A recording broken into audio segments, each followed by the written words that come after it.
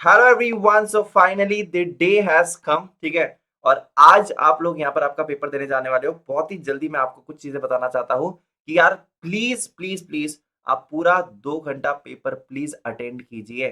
ठीक है। आपका पेपर डेफिनेटली 1.5 घंटे में खत्म हो जाएगा, I know that, but you have to set for 2 hours. You have to remember all the things again, मतलब तुम देख लो, एक बार रीचेक कर लो। और पॉसिबल है तो ऐसे ही कर कर शायद आप 5 से 10 मार्क को तो इंक्रीज कर ही दोगे, क्योंकि आपको पता चल जाएगा कुछ ना कुछ हम लोग यहाँ पर जो नहीं आता है वो भी तुम शायद सॉल्व कर पाओगे। दूसरी बहुत इंपॉर्टेंट चीज जो है कि please read the question carefully.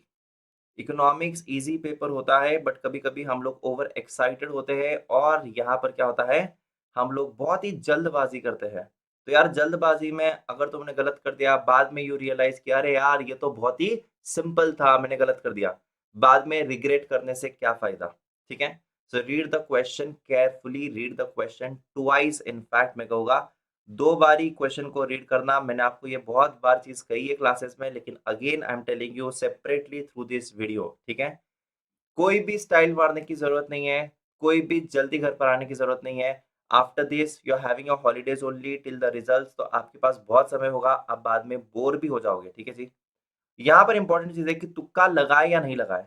तो तुक्का डेफिनेटली आप लगा सकते हो अगर आपको पता है कि आपने मैक्सिमम सही कर दिया है।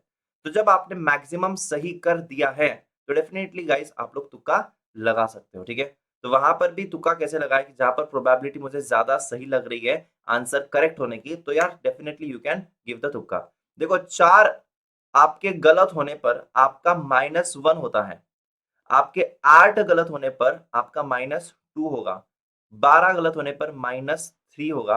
और आपके अगर 16 गलत हो गए, 16, तो आपका -4 होगा।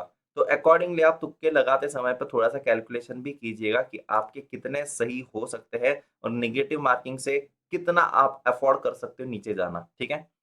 तो ये कुछ इंपॉर्टेंट चीजें हैं जो आपको याद रखनी है। अगर आपको कुछ क्वेश्चंस डिफिकल्ट आए या फिर आउट ऑफ द बॉक्स लगे, ऐसे कुछ 5-10 क्वेश्चंस हो सकते हैं जो आपको लगेगा कि यार ये 10 क्वेश्चंस जो है ये मुझे नहीं आते हैं। इस 10 क्वेश्चंस के बारे में सोचकर आप बिना फालतू का स्ट्रेस मत लेना।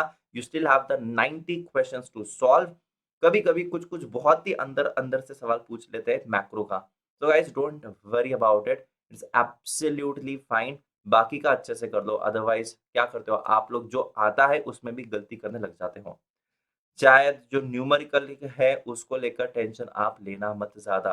वो भी कुछ बहुत ज्यादा, यहाँ पर आपका मैथमेटिक्स टेस्ट नहीं हो रहा है, यहाँ पर आपका इकोनॉमिक्स टेस्ट हो रहा है। न्यूमेरिकल्स कुछ ज्यादा मार्क्स के लिए नहीं आएंगे। फ्रेश माइंड से जाओ, पूरा की पूरा सॉल्व करोगे। टेंशन मत लो। ऐसे आपको लगता रहेगा शायद कि मैं भूल गया हूँ या मुझे याद नहीं है, बट क्वेश्चन सामने आने के बाद आपको याद आ जाएगा। ठीक है। अगर आपने पढ़ाई करी है तो आ जाएगा। आई होप दैट आप लोगों के पास जो भी अभी टाइम बचा है एग्जाम में जाने के बाद या एग्जाम तक जाते जाते, अगर आपको नहीं समझ में आ रहा है क्या करना है, तो मैं आपको सिंपल चीज बताता हूँ। कुछ भी नहीं समझ में आ रहा, अगर आपके पास प्लान है तो दैट इज फाइन।